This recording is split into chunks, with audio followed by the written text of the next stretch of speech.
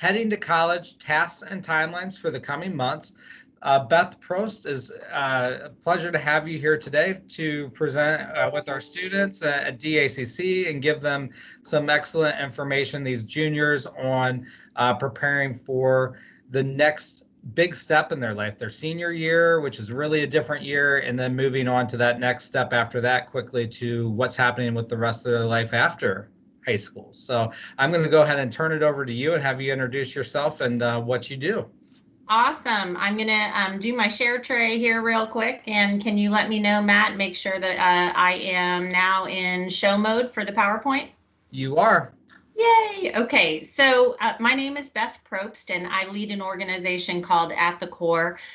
We really are, we kind of, I would say, complement what your school counselors do on a daily basis, but our focus is very much serving students as they move through middle school toward high school, toward what comes next. And so for all of you, you being DACC students know more than anyone how important your next step is toward the working world. But for many students, it will also mean what's called post-secondary education, or also known as some form of college. So we're going to talk about that traditional college application process and the steps that are ahead for juniors. How this works super quick. I'm gonna throw some things at you today and some new ideas, and this is about the tasks and the timeline that's ahead. But what I want you to know is that you can do this. I promise you, every year, thousands and thousands and thousands of students do this. You can do this, and you have amazing support that is within not only your home school, but also through your DACC counseling staff.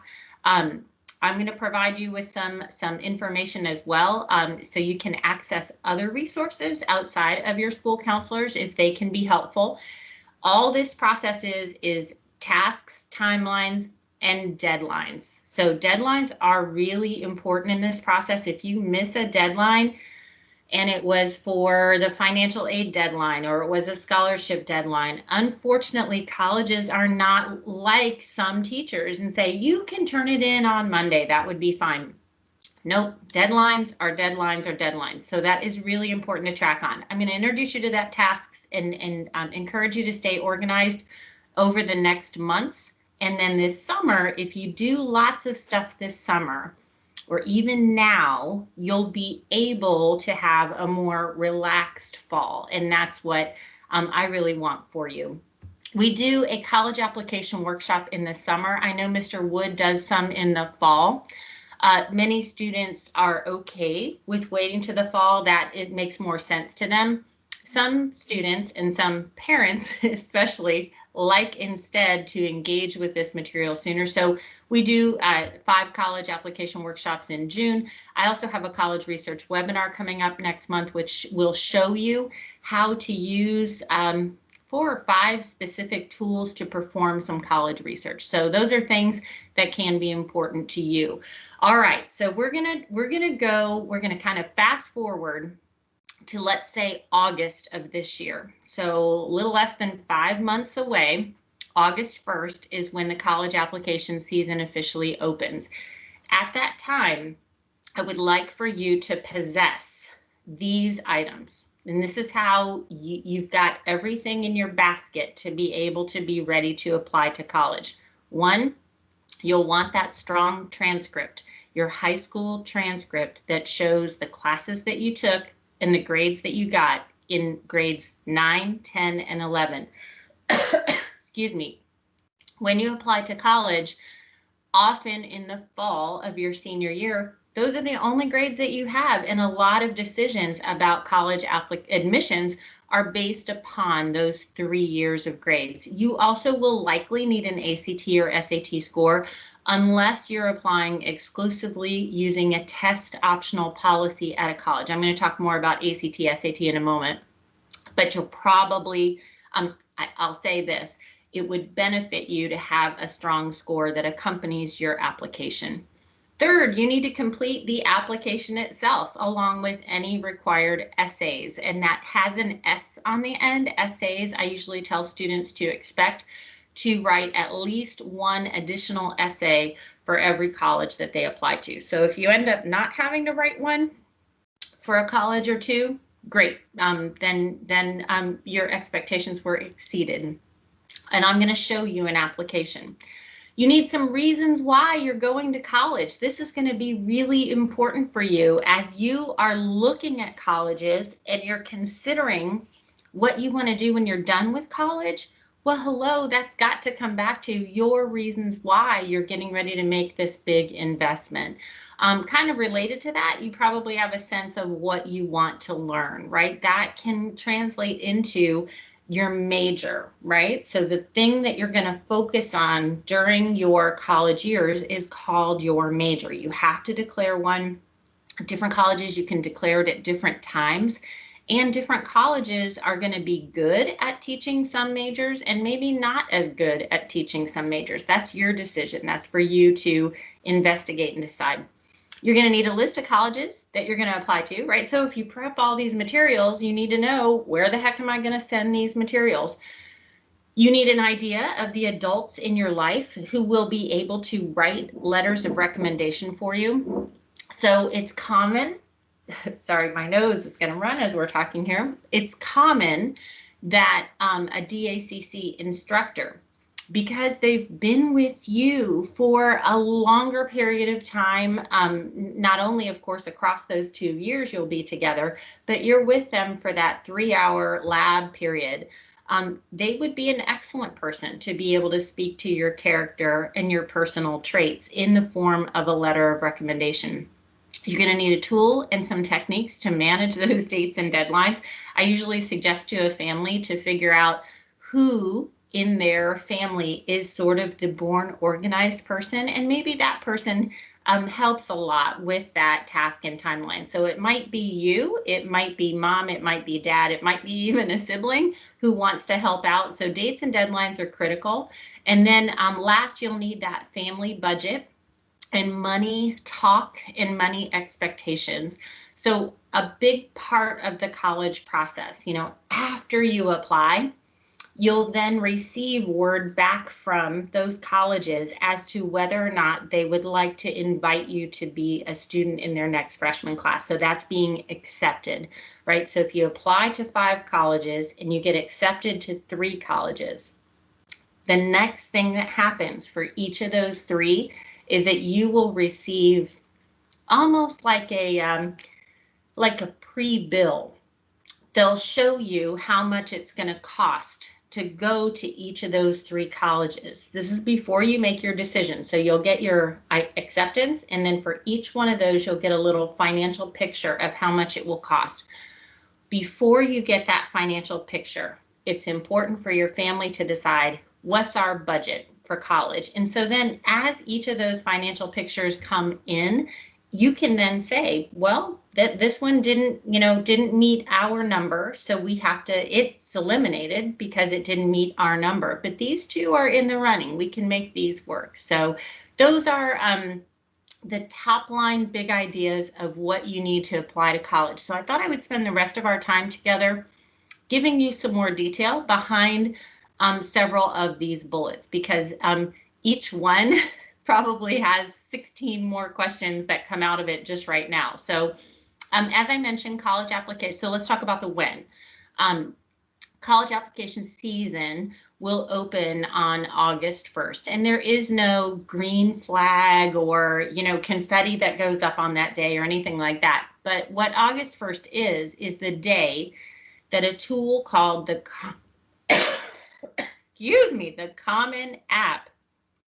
The Common App is this single application platform that over 900 different colleges will accept. So you can, if you can imagine, I'm going to show you an app in a second, but if you fill out that app once, it doesn't exactly work like this. So I'm painting a picture. You get to the end of completing it, and it would show you those 900 colleges. And it said, well, where would you like to send this application? Well, this one, this one, this one, this one, this one, this one. Swipe your credit card, and off it goes. Like I said, it's not that simple, but that's the concept. One application can go to many colleges.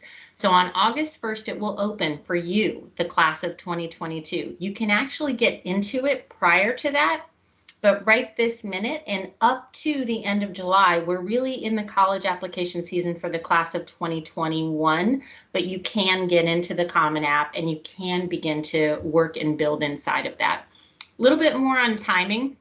When are the first application deadlines? So last year, the earliest deadlines were October 15th. Oh my gosh, that's so fast, isn't it? I mean, you start school, toward the end of August, you come back, you've got Labor Day, and then, we're kind of getting underway with fall activities. You blink your eyes and it's October 15th. Those are the earliest. Then there's sort of this like cascading set of dates that will come November 1st, November 15th, December 1st. And a lot of those are tied to what is called early action. This is an application type where colleges want to encourage you to get your stuff to them early. And so they offer often something called, often offer, that's hard to say, early action. Early action just means you agree to take early action and get your stuff to them. They agree to accept it and take early action as well, reviewing it, deciding whether or not they would like to offer you a spot, and then giving you an answer back. Usually by December is when that answer would come. So those dates can come again very early through those fall months and weeks. There's another one just to mention briefly. It's sort of related to early action, and it's called early decision. I'm not going to spend a ton of time on this one today, but it is one that a student can use very judiciously and selectively if they really want to go to one college and they want to play a single chippy that they're given for early decision at that college. It actually is a binding decision. It's a big deal. You have to sign a form with your counselor, but the timing for someone who applies early decision is very similar. So early action, though, just so you know, it's not binding. There's no downside. There's no commitment on the part of the college or on the part of the student. And then regular decision and rolling admissions, those are just another couple of types of applications that you'll see along the way. Every college has their own dates and deadlines. And just to let you know, too, sometimes students think, well, when I apply to college, I should automatically be considered for any kind of scholarship. And at some colleges, that's exactly how it works. And at other colleges, it doesn't work that way. And they have a different front door for applying to scholarships than they do for admissions to the university. Sometimes it's very separate and it can have its own dates and deadlines. So you need to, this is just another one of those details that you need to track about every college that you are going to apply to. So Matt, any questions so far? Yeah, the main question is, I think some of this is for the first time some of them are hearing some of this, so they're like, whoa, this is a lot of information. And I know. Yeah, so, but very exciting information. I'm just typing in right now that all this information, we're going to be giving you some notes and some handouts, so you don't have to remember it all or write it all down. And this video is being recorded, so you can rewatch it if you need to as well. So don't think you have to get everything known at this moment. What a great comment. And in fact, I'll add to that by saying often the first time we hear this, it can feel that way, like a little bit overwhelming. But I'd rather that you heard it for the first time in March of your junior year, right? When you have time to really consider and absorb what I'm sharing, than to hear about it the first time, in mid-October, and holy cow, the due date is November 1st, right? That would cause even more stress. So take this in, listen, we'll give you some additional resources. So let's talk a little bit about timing. If you're like me and you prefer to do some things on the front end as opposed to waiting, and if you're more of a last minute person and you like to wait and that brings you joy and success, you can do that, and that's fine. There'll be a lot of support that you'll have this fall, which is plenty of time, but some people like to bring that forward. Things you could do right now, there actually is an essay for the Common App. It's a 650 word essay. I'm going to tell you about that more in a moment. You can work on that right now. Right now, the prompts have been released for the class of 2022. A student can also start to draft their application right now. So I'm going to show you what the application looks like. And that's something that I can share with Mr. Wood if he doesn't have the PDF of the Common App. I share that out a lot with students. I want you to see what it looks like so that, 5 months from now, when you're filling it out for real, it's not a surprise to you. I think you can consider your major and your criteria for a college, right? And I'll show you some criteria in a moment. These are things you can do right now. There's no reason to wait and think about that stuff later. The more you do now, the less stress later. And remember, your counselors are going to offer a ton of support in the fall. Actually, they're going to have a meeting. And Matt, if you want to add anything to this, I just kind of summarized what you had shared with me. There's going to be a meeting in May that your counselors will kind of reintroduce you to many of these same concepts that I'm introducing to you right now. And then in the fall, there'll be meetings that really are helping you think about your goals, your graduation requirements, making sure you're meeting those, helping you think through your different college options. Sounds like you're going to have college application workshops in the fall and help with this financial forum called the FAFSA, some additional support for ACT and SAT and scholarships. Yeah, and I'll just add that, yes, you will hear some similar information and some things in different ways several times. And each time you're going to come away with something new and different. So in May during labs, we'll hold another Teams meeting where we'll go over some of the similar information and some timelines and goals that we have for you over the summer, because that's going to be 2 months from now. So a lot of you are going to be thinking much more about your senior year at that point. So we'll go over it again. And then throughout your senior year, just make sure you take advantage of all the opportunities. I will say that it seems like this senior class that we have currently didn't get as many opportunities because of all the split times and not being at school. Hopefully we'll be able to get back to that next year a lot better and if we can't, be more organized and able to get you guys those things at those early timelines. So that's the plan, and we don't know what's going to happen the next year though, right? So everything's always changing. So well, no matter what though, for the class of 2022, they won't be the first ones, right, that you've had to support through this process in this different way. So absolutely, we can imagine it will be different. But one thing to let you guys know, COVID has impacted the college application world, certainly, but not in a huge way. I mean, the process really remains the same. You still apply, you still have to send in your transcripts and letters of recommendation. So really the basics of what you do to apply to college has not changed. One thing that has changed is ACT, SAT, and I want to spend a minute talking to you about what test optional means. So before I do that though, I think it's really important. Sometimes students wonder, all right, so I send this application in, what are they really looking at, right? What are they looking for? How will they know if my application is a strong application or not? How will they know? So the most classic 3 factors that a college will look for are kind of academic in nature, right? So college, think about it, is harder academically, right? Not everyone from high school goes to college, and those that do go to college need to be prepared for another step up in difficulty in what it is that you're learning and how you're learning it. So that's why they look at your academic past as a clue of how you might perform in your academic future. And what they're specifically looking at, they're looking for the rigor of coursework that you took during your high school years. And by rigor, I mean, did you challenge yourself appropriately?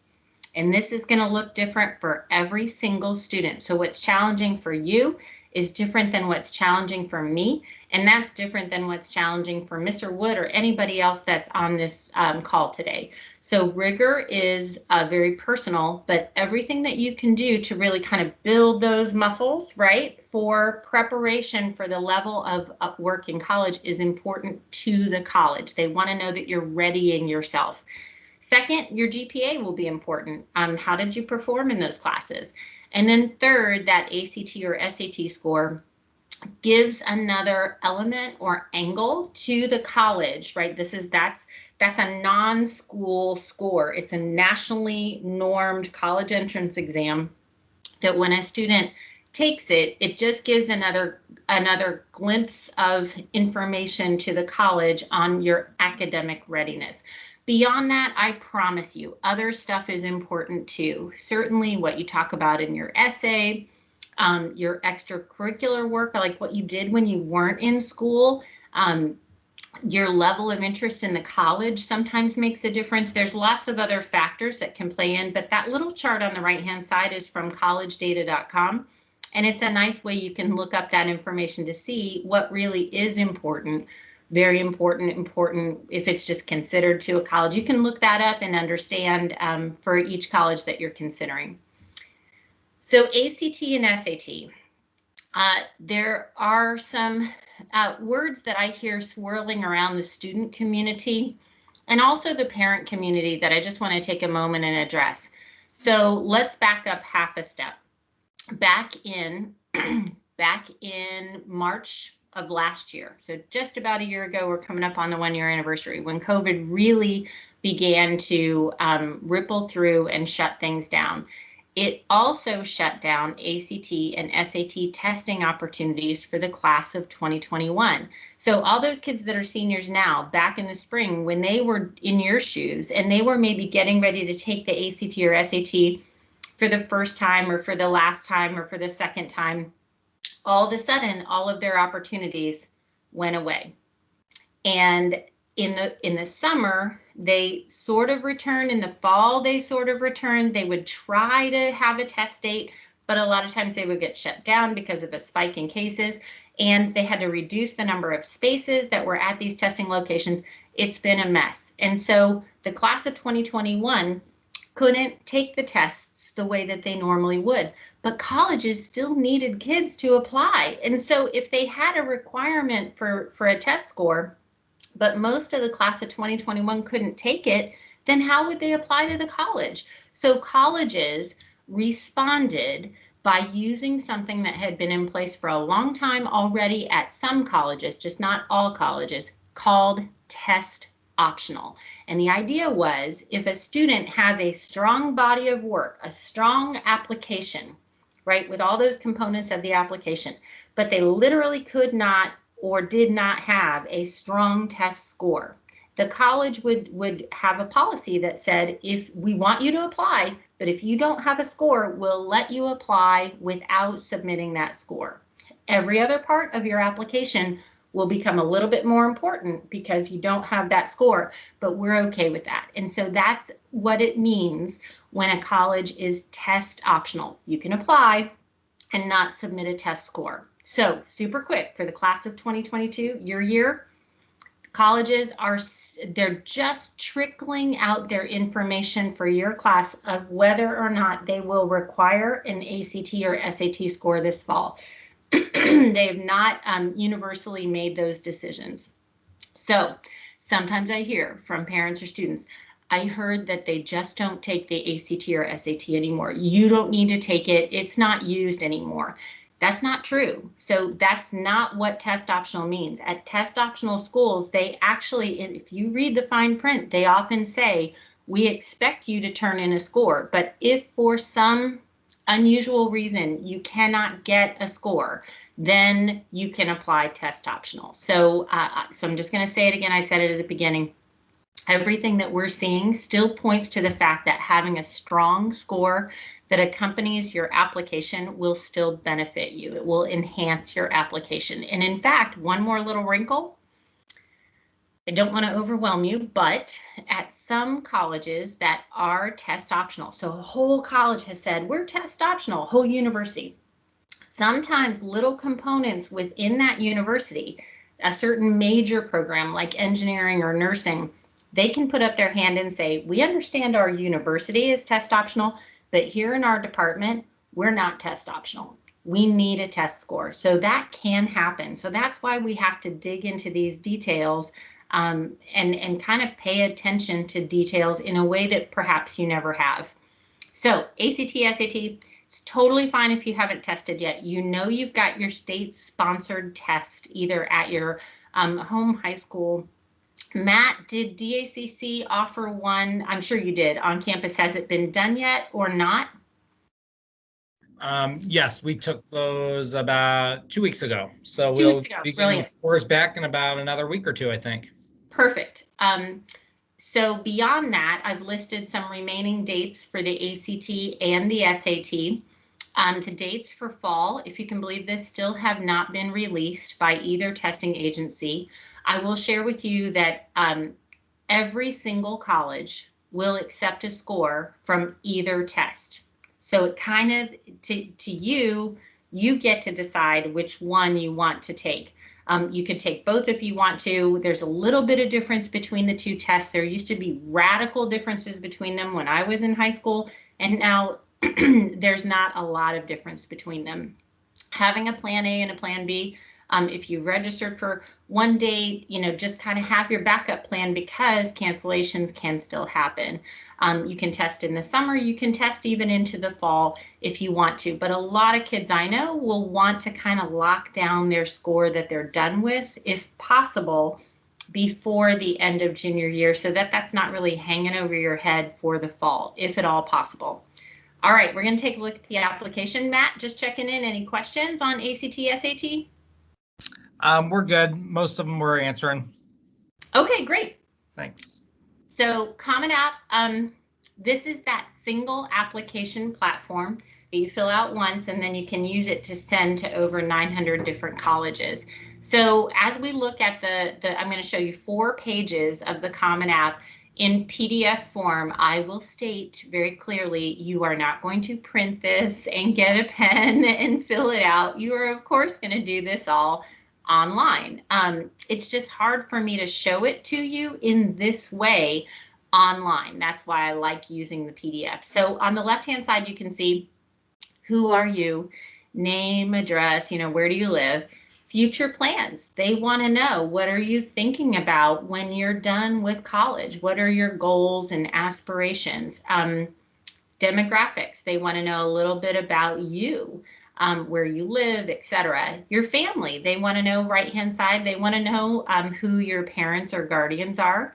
They want to know siblings and where your siblings are. Are they living at home? Are they in college? Are they already done with college? They just are trying to kind of get to know your family a little bit and your family situation. Third page, education. So up there at the top, they would like to know your high school. They would like to know counselor name. In the middle there, it says colleges and universities. This is the section where if you've taken any college credit plus classes, you would etch those into that section. The academic section at the bottom of page 3 is where you will self-report. So that means you're just writing it in. You're going to back it up with an official record on all these things I'm going to mention. You're going to self-report your GPA. You're going to self-report, if you want to, an ACT or SAT score. And if you've taken any kinds of AP exams, or if you're in a home high school that has IB and you've done any IB, you can self-report those scores as well. And then at the very bottom of page 3, you're going to type in your classes that you're in for senior year. So they actually want to see, even though they're looking back at grades 9 through 11, they also want to see what classes you're taking as a senior. So you have a spot to put those. On the right-hand side, there's a section for any academic honors that you have received. So this would certainly be any of your CTSO, if you've earned awards through your Career Tech student organization. You could put those here. You could put in National Honor Societies if you belong to any of those. That's what that section's for. And then extracurricular and work activity or work experience. There are 10 spots, and I usually tell students, look at me, you do not need to have all 10 spots filled in. And in fact, many experts would say, excuse me, if you did have all 10 spots filled in, they know that you can't have paid attention to 10 things over time. And in many ways, they'd rather see you having a deeper focus in maybe 3 or 4 or 5 things that you were more consistently involved in than bopping around from thing to thing and just attempting to fill in all those spots. So lots of information that's out there to coach you through how to manage those sections. But that's what the Common App looks like. In addition, I mentioned there's an essay. Ms. Beth, I'll chime in real quick.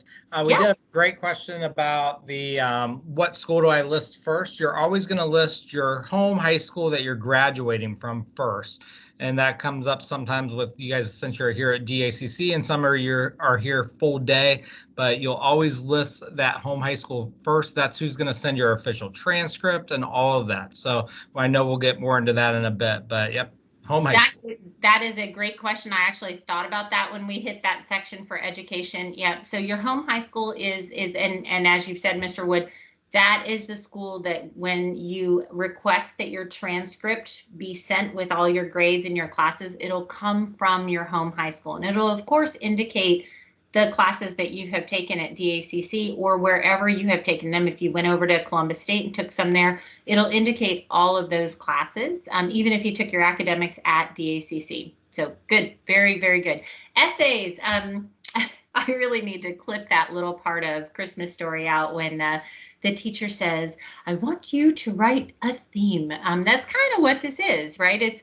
I don't want to use drama. It's not a dramatic thing, but it's a way to tell a story about you. And it's a story that won't appear anywhere else in the pages of that application. It's not about your grades. You're not rehashing your activities. You're telling a very personal story that sheds some light about you to those colleges. They want to know something about you. So I've underlined some of the things here that are the key elements of the prompt.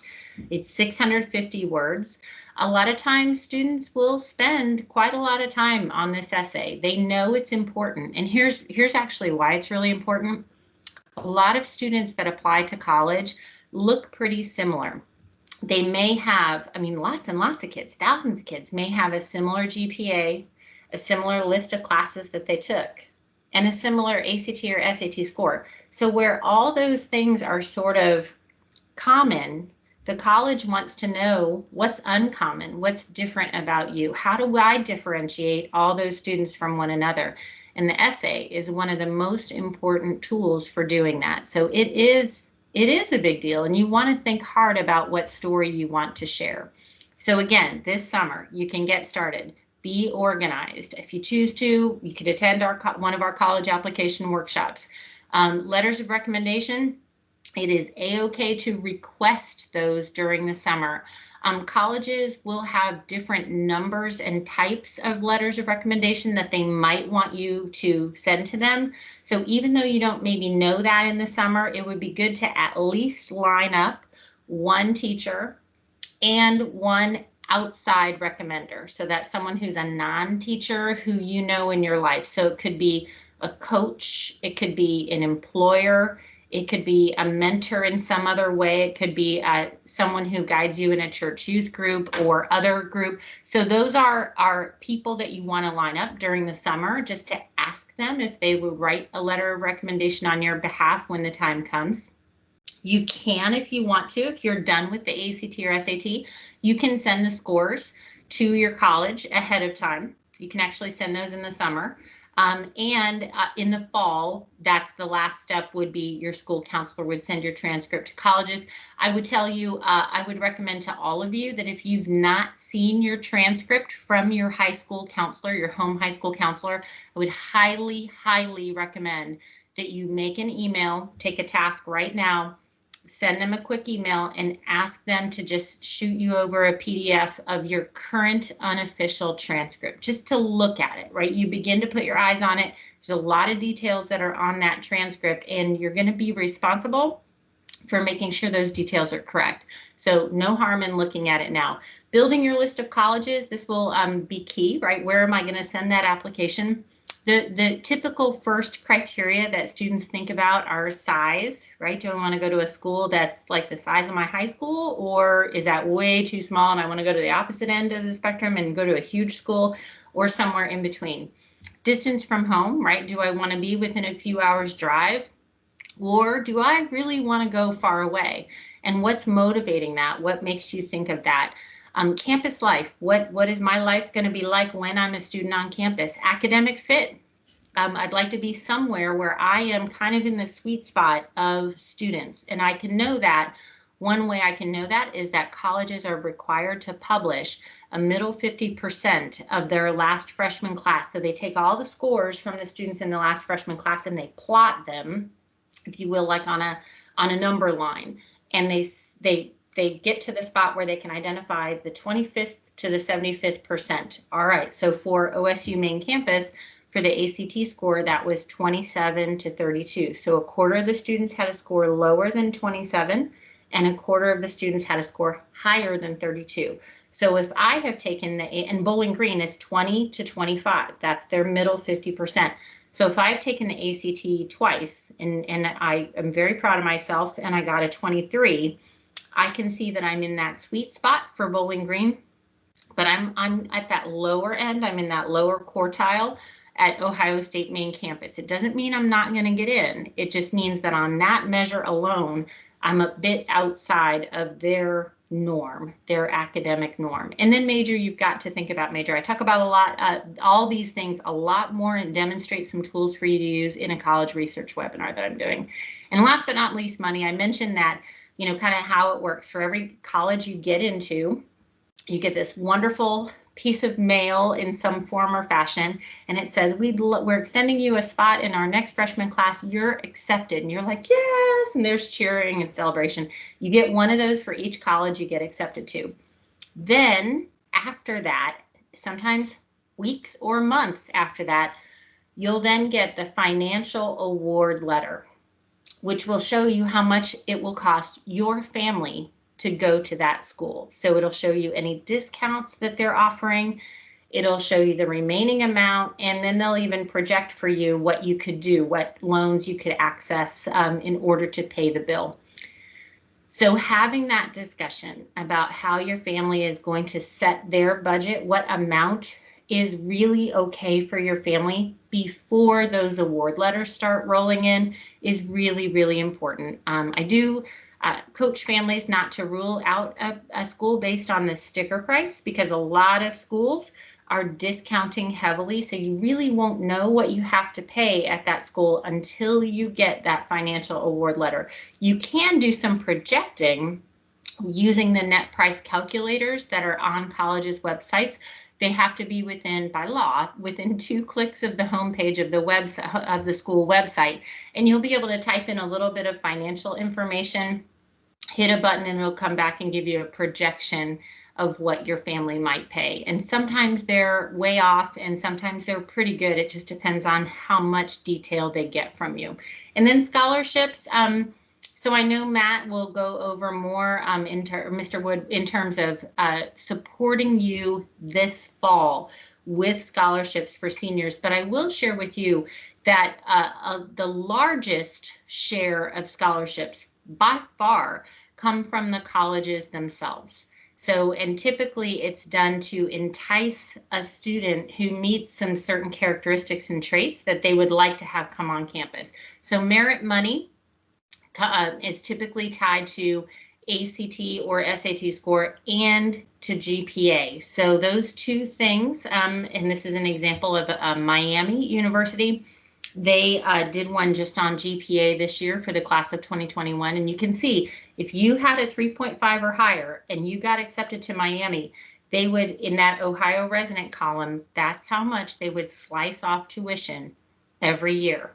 So if you are a very academically qualified student at 395 and higher, you could be looking at most of your tuition, being covered by Miami University. And there is a scale there that was really tied to some other elements and factors in your application. Private scholarships are great. You should apply to any and all of them that you can. They do require a lot of effort, but they often have less zeros on the end of them. So, you might have a $250 Rotary scholarship or a Delaware County Foundation scholarship for $500. Every single dollar counts. Do it, do it, do it. All right, Mr. Wood, I am so proud of myself. Every time I present, I'm actually going to stop sharing if I can figure out how to do that. Stop sharing. I have this ginormous clock that I have next to me so that I always know like how much time we have remaining. I am so proud of myself. You did great. So yeah, I'm going to open up the chat and good. Asia asked a great question. How and when should you apply to scholarships? So those private ones, they kind of will, like the ones like the Delaware County Foundation ones, there's some that are open to you right now. There's some that won't open up until you're a senior. And I would totally rely on your school counselors for guiding you toward those private scholarships. The big ones that come from the colleges that are tied to merit money, those are often published, and you can look at those right now for the class of 2021. Those will refresh around August for the class of 2022, and you need to look at how the college wants you to apply for those. They may say when you apply to be admitted to our school, you're automatically considered for any kind of merit scholarship, but they may not say that. They may say, here's your admissions application, and here's a different application for scholarships with different due dates. So Asia, it's complex, and you need to ask if you have any kinds of questions. The colleges want you to come there, and they're happy to answer your questions. They've been great through this whole COVID thing. I know Mr. Wood and his peers are also happy to help along the way, as is your home school counselor. Yeah, and I'll just add on with the money question. That is a great question to be talking to your family about right now. That there's so many variables for every student, so there's so many different answers to this question. So definitely be talking to your family to see, are you going to be getting any help for college from your parents, maybe grandparents, somebody else? And then you can be looking at those scholarships right now, because it's nice right now because you can see them all through all the different locations and then see which ones that you might fit for you for next year. And that's going to be part of you making those that college list, where you have schools that are those stretch schools that you may get into, but you may not get as much scholarship money all the way down to like Columbus State, where it's much more affordable. So having all those different options for yourself are really critical when you're thinking about money, and especially that talk with the family, because everybody's so different.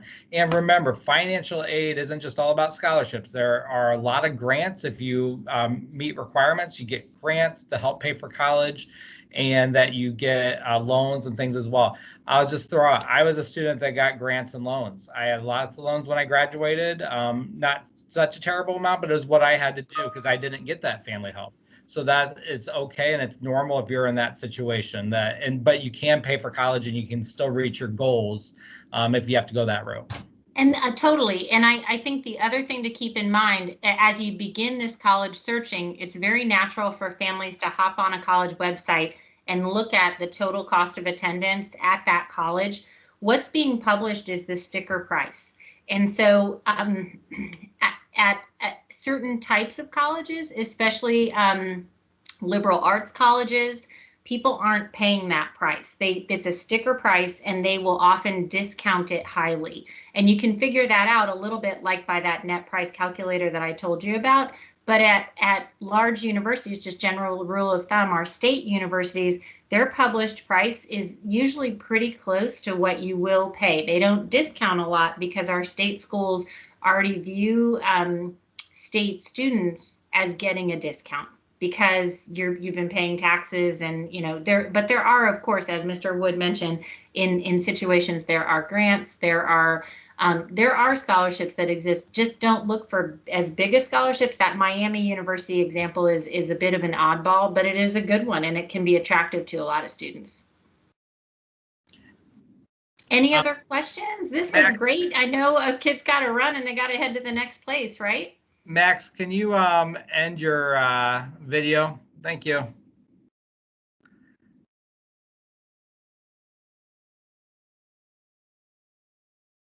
So, Mr. Wood, anything else that we want to chat about? Yeah, all I'll say is definitely consider doing Miss Prost's programs that they have coming up in the summer. Great opportunities for you and your family to kind of do some things together. Be sure to ask questions. You're only going to do this once in your life. You're not going to be an expert, and like we do with doing this for years and years and years. So you ask questions. Come see myself, your school counselor here at DACC or at your home school. I'll say college is what we love to do. We don't get to do it always enough. We do so many other things. So if you have questions, we like to answer those and really help you propel your future. So definitely utilize your resources and don't think you should know it all. Use every resource. I mean, you're not on your own in any way, shape, or form. And in fact, I think it's very special as DACC kids is that you have two counselors. You have your homeschool counselor, you have your counselor at DACC. Honestly, we answer a lot of quick questions from families. We have a lot of structured programs that, like I said, really complement what you will get from your school counselors, and it may even give you that more basis of information to be able, when you go in and see Mr. Wood, to ask some very pointed questions, right? And because you have that basis of knowledge. So welcome. Thank you. I am so grateful for being able to share with you guys what was, I hope, not too much of drinking from a fire hose. I know it's a lot to take in, but now you heard it and you're ready for the next step. So I'm really proud of you guys. Yeah, it was excellent information. Thank you all for joining. Thank you, Avery. Really appreciate it. Yeah, thanks, Ainsley. Your sessions. If you have any comments or questions here at the end, feel free to throw those in the chat so we can get those answered. Or if you need something, feel free to email us. We'll also be getting you some of this information so that you guys have contacts and other things as well that you can, it's a lot to take in. So. Okay, thanks everybody. But now you heard it. Do we hang around, Mr. Wood, or do we shall we